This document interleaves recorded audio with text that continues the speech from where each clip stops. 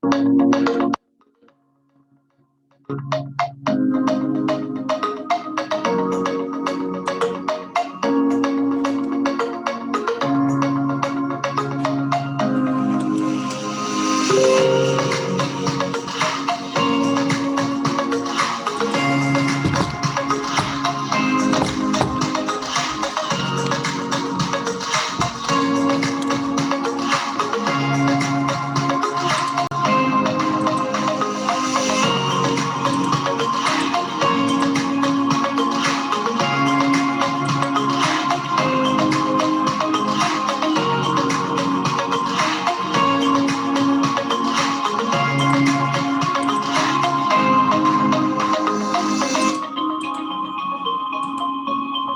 buenos días, me regalan un 5 al chat.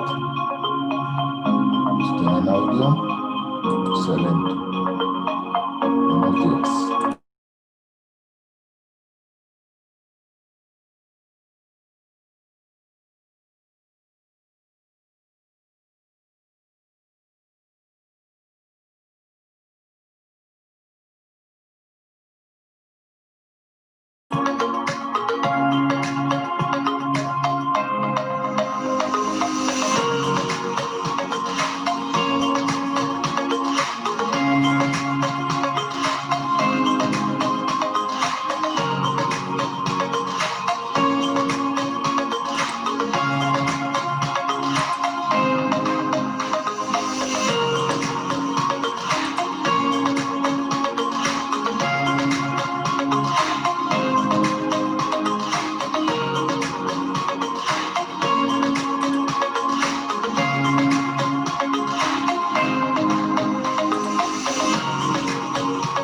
Andrés, buenos días.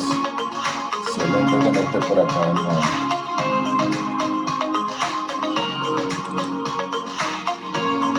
Y para una gran clase, bueno, una introducción a lo que será el webinar completo. Y vamos a hacer muchos análisis de las paridades para la semana el día de hoy.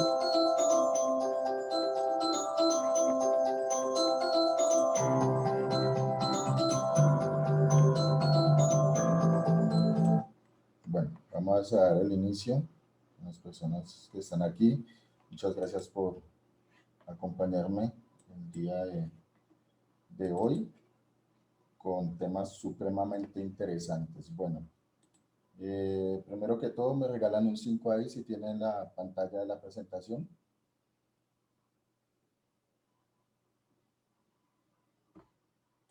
Ahora sí. Ahora sí. Esta es la presentación. Lo que estaban viendo ahora en el gráfico es el M2, ¿ok? Para que lo tengan muy pendientes, lápiz y papel, porque hoy, aparte de hacer análisis, va a ser una clase supremamente interesante y supremamente importante. Bueno, el día de hoy, este webinario lo vamos a hacer con el patrocinio de Iron Forex para Latin Trading Company y para Iron Forex de Latinoamérica.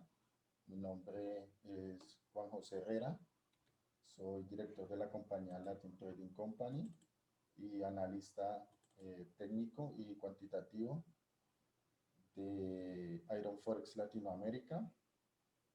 Hoy veremos un webinario bastante importante en lo que tiene que ver con la situación de la economía americana. Bueno, como nota legal de responsabilidad y de riesgo,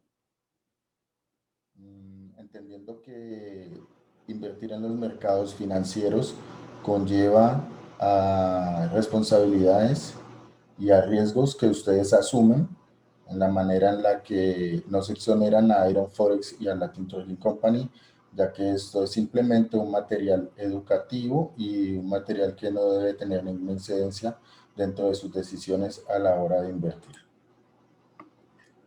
Bueno, los objetivos de este webinar va a ser analizar la situación actual de los mercados y la afectación de la Fed, precisamente la Reserva Federal, a los tipos de interés a largo plazo. Vamos a ver la reflación económica y el estímulo positivo de los inversionistas. Vamos a ver qué hay detrás precisamente de esta conducta tendencial de los inversores y si es real o no y si es positivo o no seguir a la masa como tal. Los índices de crecimiento y expansión monetaria del GDP y el M2, que es el M2, como lo conocemos en español, y es precisamente el índice de crecimiento económico a través del PIB, y el M2 es la oferta monetaria que hay, la cantidad de dinero circulante de esta divisa. Entonces, es importante conocer estos dos elementos. También veremos el endeudamiento y el aumento de esta oferta, de dónde sale precisamente, y los que se queden hasta el final de la clase, veremos los análisis técnicos de los pares de divisas euro-USD, libra, perdón, euro-dólar, libra-dólar, dólar australiano, dólar americano, dólar neozelandés, dólar americano, veremos el petróleo y algunas materias primas, también índices eh, industriales. Bueno, continuando con esto, veremos antes que nada el pasado de las crisis económicas, cómo es muy importante que entendamos los límites en donde estamos o el lugar en donde estamos, ¿ok? Entonces voy a llevar a cabo un balance económico de la Segunda Guerra Mundial, de cuánto le costó a Estados Unidos, no voy a hablar del resto de los países, sino a Estados Unidos en general, le costó comprometer de 1939 a 1944 casi un 42% de lo que era su renta nacional. Aparte de eso, se creó un plan posguerra, el cual fue conocido como el Plan Marshall. El Plan Marshall tenía dos intereses, uno político, en el cual era que las economías emergentes europeas no cayeran en modelos económicos comunistas, y la segunda, la más importante creo yo, era no solamente ayudar a estos países precisamente a su recuperación económica, sino había un compromiso detrás en el cual una libranza económica y por ende estaban asegurando la otra parte que necesitaban de su economía, que era precisamente quien comprara sus productos. Entonces, se estaban asegurando precisamente relaciones comerciales a mucho tiempo a través de poder generar estas ayudas económicas y tanto de personal humanitario, tanto como de infraestructura, ingeniería, bueno, en fin. Entonces, todo esto, hablándolo en términos generales, tuvo un costo de 12.000 millones de dólares. ¿Ok? Entonces esa es la cifra que quiero que anoten y tengan ahí muy pendientes. ¿Cuánto costó todo este proceso? Incluso los muertos y bueno, hay mucho detrás de la economía de la Segunda Guerra Mundial, en el cual en el grupo VIP les voy a enviar un PDF para que puedan consultar lo apasionante que es para los que les gusta este tipo de temas, que siempre lo han visto desde el lado de las películas, del lado de los nazis y del lado de la muerte, pero nunca se ha visto desde el lado económico cuánto costó y cómo se despilfarró millones de dólares en algo innecesario.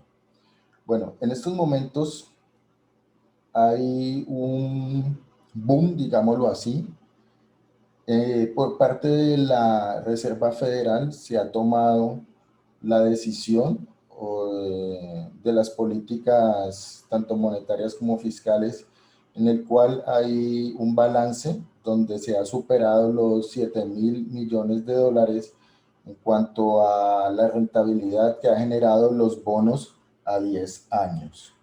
Estos bonos a 10 años, sí, claro, es uno de los negocios más grandes. Bueno, eh, Voy a traer aquí a la memoria una de las frases célebres de Thomas Jefferson, quien decía que consideraba que las entidades bancarias podrían ser más peligrosas para nuestras libertades que las fuerzas militares. Si los ciudadanos americanos permitían que los bancos privados controlaran la divisa, primero mediante la inflación y después mediante la deflación, entonces la banca y las corporaciones que proliferen alrededor de los bancos despojarán a los ciudadanos de toda la propiedad hasta que sus hijos se queden sin casa en un continente que conquistaron sus padres y a quien le pertenece todo lo que haya alrededor. Palabras de Thomas Jefferson, en el cual tiende mucho a hablar muy ciertamente de cómo el control de los bancos y la Reserva Federal en este caso podría tener una influencia muy grande dentro de los mercados financieros y un impacto muy fuerte dentro de la divisa como tal. Entonces, como estamos viendo el balance de la Fed, ¿y cuál sería la relación entonces entre la inflación y las tasas de interés? ¿Ok? No sin antes pasar pues por lo que sería el resumen de toda esta actividad macroeconómica mundial que se debe de ver desde un entorno un poco más global para poder empezar a entender todo el contexto macroeconómico de la política monetaria que quisiera implementar la Fed y cómo precisamente esto es más importante que muchas veces el análisis técnico, dado el caso que podemos entender desde lo interno, del contexto interno, cómo se mueve o fluctúa un precio de una divisa más que todo también en general de una economía mundial. Entonces, en el contexto internacional, sabemos que hubo un ritmo de recuperación en el anterior trimestre del año anterior y en el último trimestre que ha atrasado, se ha ralentizado y parece ser que podría ser consecuencia de los brotes de la pandemia que ha experimentado buena parte del mundo. Pero no obstante, hay varios factores que provocaron un aumento en el optimismo de los mercados y uno de los mayores apetitos por activos de riesgo por parte de los inversores. Y en un contexto de reducción de la volatilidad financiera, pues por un lado la aprobación de las primeras vacunas y el inicio del proceso de vacunación contra el COVID-19 en países avanzados provocó una importante mejora de las expectativas globales.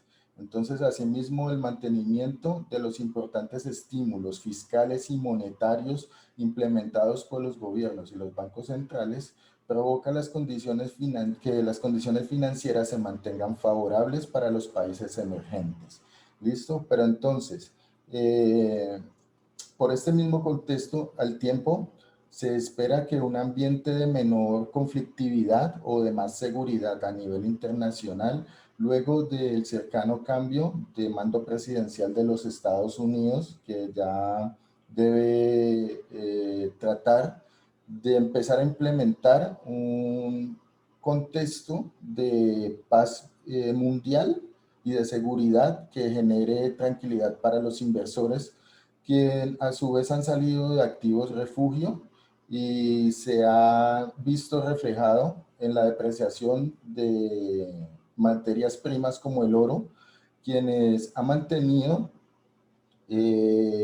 mantenido débil a nivel mundial y se ha observado un fuerte retorno de los capitales hacia los emergentes de riesgo como criptomonedas y precisamente los bonos a 10 años americanos que han generado una cierta rentabilidad durante este tiempo.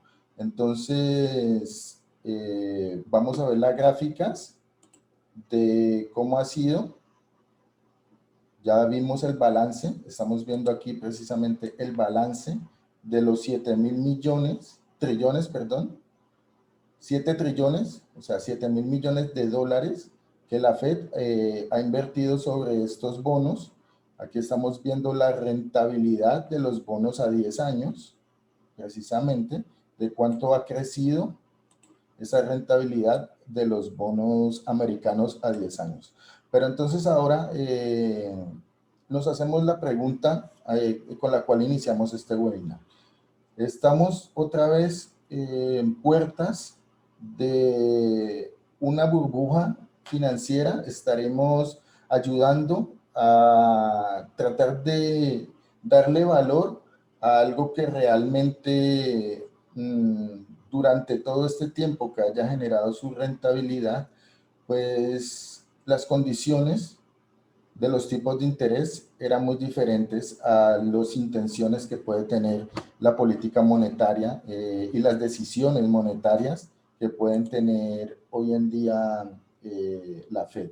Entonces, teniendo en cuenta que los inversionistas han salido de los activos refugios como el oro y se han ido a activos que son, digamos, de una manera más volátiles, pues han visto que los precios de los commodities han aumentado durante estos meses y que tanto el petróleo se recupera ante la expectativa de una mayor movilidad de parte de los países que ya han empezado pues a inmunizar a su gente, y la recuperación muy importante de países como China, que ya está al 100% y empieza a generar unos nuevos máximos de su economía a través del control de la curva de tipos de crecimiento de interés precisamente de estos bonos accionarios, y vemos cómo Estados Unidos empieza a tratar de copiar un modelo, pero con unas circunstancias o características muy diferentes a las que puede tener el Banco Central japonés. Entonces, es muy importante entender la relación que tienen los tipos de interés con la economía en general y que tiene con la política monetaria, ¿ok? Porque la política monetaria, precisamente, debe determinarse que sus decisiones sean de un avalúo constante o positivo en el desempeño de la liquidez de los mercados, y cómo la Fed tiene una característica muy especial de crear dinero prácticamente de la nada. O crea dinero o crea crédito, que es prácticamente lo mismo, y es importante que se asegure en primera instancia que la política monetaria expansiva de los estados, perdón, de la Fed determine el abastecimiento de la liquidez a los distintos sectores más afectados de la economía. Entonces, por tal razón, sabemos que estas ayudas, que estos paquetes, que con una buena gestión de política monetaria, podrían tener como objetivo generar esas condiciones de liquidez consistentes con los marcos que implica asegurar una situación relativamente holgada de liquidez, gestionando la oferta primaria a través de estas decisiones de gestión a mediano y a corto plazo, que posteriormente en el marco del manejo de las tasas de interés se observan las condiciones de liquidez consistentes con la TPM. Para los que no saben qué es la TPM, entonces voy a darles una leve explicación de qué es. La TPM, que significa en español la tasa de política monetaria, ¿ya? ¿Y cuál es su objetivo de la tasa de política monetaria? La tasa de política monetaria es el espacio que ocupan los bancos centrales como instrumento para llevar a cabo la política monetaria, y en la actualidad la política monetaria es mantener la inflación estable en un valor o en una meta, en una cifra que ellos se trazan, y ese rango de variación de esa meta, o la confianza que le tengan los inversores de si el Banco Central puede lograr o no esa meta, ha creado ciertos instrumentos en los cuales se pueda manipular de cierta forma este tipo de niveles de precio óptimos para la inflación. Entonces, como todos sabemos que este instrumento Es usado para frenar o reactivar una actividad económica con el fin de cumplir que la inflación se ubique en el rango mencionado. Y aunque el mecanismo en cierta forma es complejo, es muy fácil de entender que creando dinero de la nada podemos crear una inflación en la cual determinemos hasta dónde se podría inflacionar el precio a través de unos estímulos de la política fiscal y de la política monetaria. Entonces, esto sería ir en contra de la ley natural de la oferta y de la demanda, que sería como lo más lógico que podría llevar el precio. Pero como estamos viendo que los precios y la bolsa reaccionan de una manera muy diferente, entonces vamos a llevar en consideración por lo menos herramientas que hicieron por lo menos errores como Donald Trump, en la cual le dio la rebaja de los corporate tax y una reducción de los impuestos sobre las sociedades anónimas. Es decir, antes de la pospandemia, antes de la pandemia, tuvo unas políticas que beneficiaron a los empresarios y esos beneficios se hubieran podido utilizar hoy en día, dado que las herramientas a la Reserva Federal y a los Estados Unidos empiezan a agotársele en la forma como los gráficos empiezan a revelar durante cierto tiempo cómo se ha venido maquillando esta falsa potencia económica en cierta manera. Digo falsa por los resultados como se han obtenido como tal y como hoy en día han empezado paulatinamente a explotar este tipo de burbujas. Entonces, bueno, es muy importante primero que entiendan que es el TPM, que es la tasa de política monetaria, es cuando el banco intercede para mover la inflación hacia un cierto nivel que le interese, ¿ok? Entonces, la tasa de interés que en las condiciones monetarias podría endurecerse cuando se cuenta con tasas de interés nominales muy cercanas a cero, pero en una política expansiva, el truco está en discernir que la tasa de interés que permite que la vaciada de los mercados es en realidad la tasa de largo plazo. Y la tasa de interés de largo plazo de los Estados Unidos se ha visto reflejada en un rendimiento, en porcentaje, en un incremento de los bonos a 10 años. Y estos bonos los ha comprado pues precisamente la Reserva Federal, como muestra aquí el gráfico, para generar algo muy importante, una nueva liquidez en la cual se utilizará para apoyar a las industrias. Dado caso, la prioridad de los Estados Unidos, como nosotros los inversores pensamos,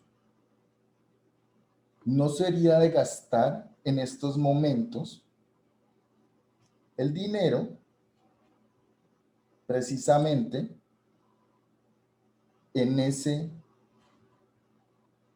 explícito caso. Estamos viendo aquí la tasa de crecimiento del Producto Interno Bruto y estamos viendo si realmente la economía vale la pena o llegará precisamente a los niveles donde estaba antes de esta crisis económica. Entonces, lo que estamos viendo es precisamente un decrecimiento de la producción americana. Ya no producen sino el 1.83 del 3.08 que producían del 2015. Y estamos viendo que un año tras otro, matemáticamente los analistas ven un decrecimiento a llegar al 2025 del 1.83 de la producción general de los Estados Unidos. Aparte de eso, estamos viendo que su dinero se está gastando principalmente en los departamentos de protección, de salud, se está gastando en los proyectos sociales de ayudas humanitarias, pero ninguno de estos proyectos, aparte de los proyectos de vacunación y todo esto, les va a generar rentabilidad a largo, ni a corto, ni a mediano plazo. El dinero lo están invirtiendo en salud. Al quedarse con este poco dinero que ya está útil, que ya está, digámoslo de cierta forma, repartido en estos entes gubernamentales, como ven ustedes, Departamento de Justicia, gastos públicos diferentes a los que sean de salud, todo esto ha tenido una reducción de los demás entes gubernamentales para ir a ayudar a los incrementos de los gastos que tienen los programas de seguridad social, de desempleo, ayuda humanitaria, vacunación, investigación y protección del virus. Todo este gasto de dinero, ¿de dónde ha salido? ¿Dónde estaba este dinero en la economía de los Estados Unidos y cada vez produce menos? Aparte de esto, si nos vamos al pasado en la crisis del 2008 frente a la crisis del 2020, estamos viendo cómo paulatinamente se fueron dando los estímulos y las inyecciones por parte de la política monetaria que se tomó como decisión en ese tiempo y no la que tenemos hoy en día, que fue totalmente desequilibrada y desacelerada. Perdón, y muy acelerada. Tenemos en menos de 3 meses el primer paquete fiscal que se firmó por 1.190 billones, luego 8 billones, luego llegamos a los 2.2 trillones en los programas y proyectos que han devengado la política monetaria y la política fiscal. Las ayudas ya llegaron prácticamente a los 2.2 trillones de dólares. La Fed invierte 7 trillones de dólares en estos bonos que han generado una rentabilidad desde el 2011 en adelante, pero que hoy en día vamos a estudiarlos más a fondo realmente qué son. Aparte de esto, estamos viendo que la deuda del Producto Interno Bruto de los Estados Unidos en estos momentos ha llegado al 100%. ¿Qué quiere decir esto? Que lo que costó la Segunda Guerra Mundial y lo que ha costado todo el endeudamiento del Producto Interno Bruto está copado y va a llegar a niveles de 120 hasta 140%. Si vamos a producir menos durante el tiempo restante, aparte de eso, lo que vamos a producir lo debemos.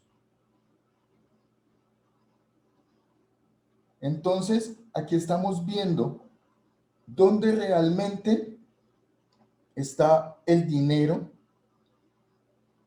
de los paquetes y de las ayudas para estabilizar una economía o intentar estabilizar una economía que realmente se está inflando de una manera muy interesante. Para poder observar esto más de cerca, vamos primero a entender en macroeconomía. Sabemos que el Producto Interno Bruto es lo que le da el valor a una divisa, ¿ok?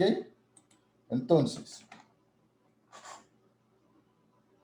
esto es lo que produce Estados Unidos y lo que debe con lo que produce se vería de esta manera. En el gráfico estamos viendo la deuda, perdón, la amarilla es la recuperación económica. Este es el índice de la recuperación económica, ¿ok? Conocido como GDP. Luego tenemos el índice de expansión monetaria, M2, que es el dinero que se ha creado durante este tiempo y se ha creado en la pandemia más dinero que en toda la Segunda Guerra Mundial. Este dinero que ha sido creado, que fluctúa en el mundo y en los mercados en general, debe de tener un respaldo, debe de tener precisamente un sobreapalancamiento de la economía sobre la deuda. Vemos que Estados Unidos produce menos. Miren el crecimiento del PIB. Se atrasa en su economía. Aparte de que se atrasa, estamos viendo que se endeuda. Y aparte de que se atrasa, perdón, aparte de que se endeuda y produce menos, esto genera un atraso en el crecimiento económico. Y si no crezco de la manera natural, que debe ser de la oferta y la demanda, entonces ahí es donde aparece la Fed con sus decisiones de la política o de los estímulos para tratar de impulsar y hasta dónde y hasta cuándo puede hacer esto.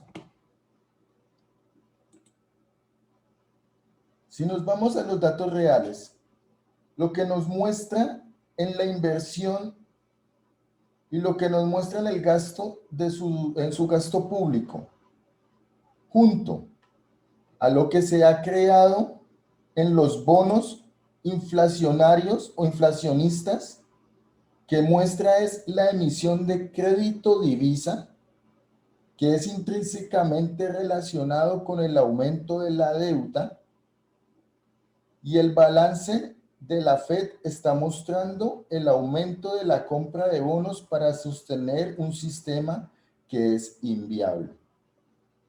Aparte de esto, miren esto muy casualmente, no voy a entrar mucho en detalle en los términos de los datos, solamente en la similitud de los gráficos pueden ustedes notar el endeudamiento del PIB. Se generó un endeudamiento del PIB en un rally alcista. Luego aparece la compra de bonos de hasta 20,000 bonos en casi la misma dirección y término. Y aparte de esto, miren esto, lo quise colocar de esta manera para que se viera muy claro. Esto es otro gráfico muy diferente. Este gráfico es el gráfico del endeudamiento corporativo. ¿Qué quiere decir esto?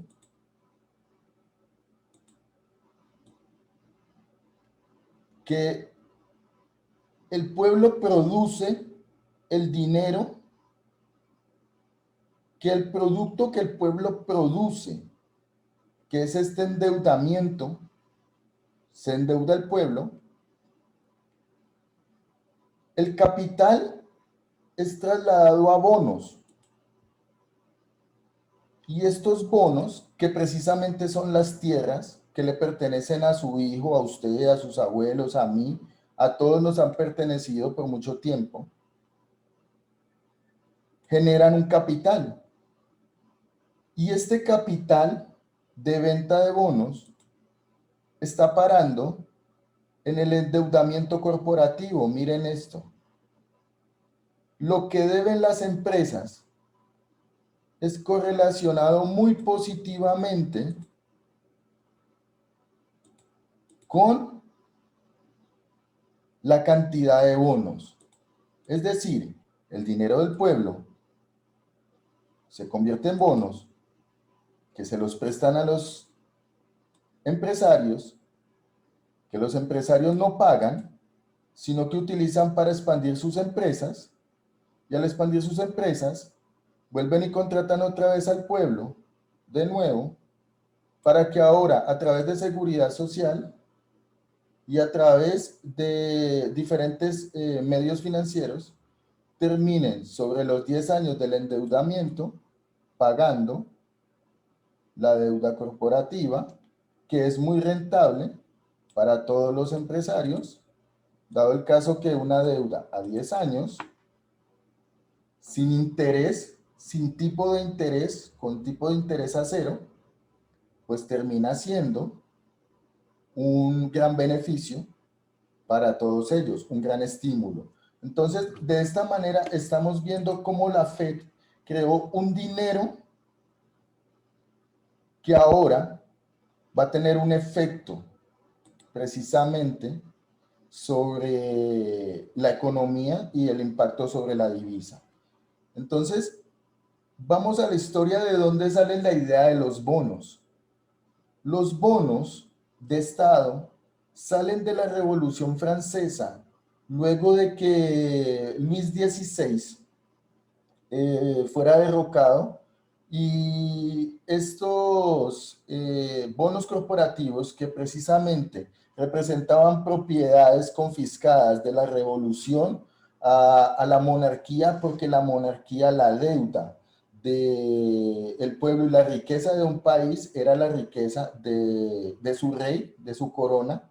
Entonces, esto generaba que si el rey tenía una vida de despilfarro, pues la riqueza de todo el pueblo o todo el pueblo iba a ser afectado en el caso en que no tuvieran riqueza, y por ende se crearon estos bonos que fue de una manera hostil para quitarle propiedades y eran tenido como garantía por el confiscador o por el gobierno revolucionario ante aristócratas y ante clérigos católicos, y estas propiedades eran vendidas para obtener oro y plata. Y es así como empiezan pues a emitirse estos bonos que hoy en día están dando pues tanto que hablar, la manera en la cual como la Fed lo, lo ha hecho ver cuando hemos pasado esta cantidad muy importante de dinero. Entonces, ahora vemos precisamente lo que es la M2, que es la oferta monetaria en los Estados Unidos, y el aumento de casi 20.000 millones de dólares en comparación en diciembre del 2000, en noviembre del 2020, cuando había 20.000. De 20.000 a 200.000 hay mucha diferencia en dinero que precisamente ha generado este peligro inflacionario del cual estamos viendo hoy en día, y es que el aumento de la oferta monetaria precisamente trae consigo sus propios riesgos, pero no es Estados Unidos el único país que ha optado por esta fórmula a la hora de poder tener una recuperación de su economía para volverla a los niveles importantes o manejar los niveles de precios. Recordemos que inflación traduce en el aumento de los precios de los bienes y servicios del consumidor en general, de usted y de todos nosotros en general. Entonces, estos aumentos de los precios que nos afectan a nosotros al haber inflación, pues precisamente es controlada por estos instrumentos económicos en los cuales de cierta manera se puede llevar una inflación controlada a través de la inflación y de la deflación, como ya lo conocemos en la economía, pero no de la reflación. ¿Ok? Entonces, ¿qué sería la reflación? La reflación en sí es un escenario donde el Estado estimula artificialmente la economía con el fin de superar una recesión. Y para ello se utiliza la política fiscal y monetaria con el objetivo de crear una inflación mediante estímulos fiscales y monetarios por temor a entrar en una deflación.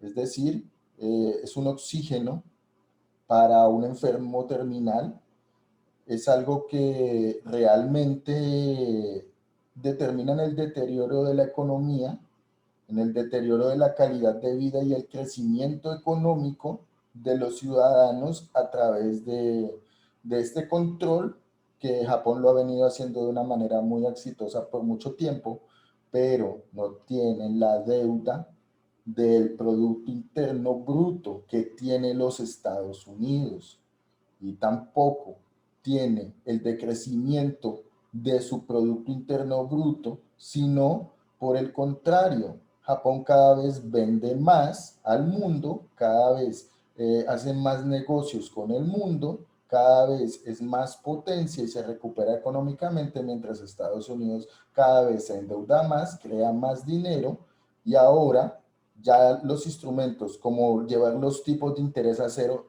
ya lo hizo,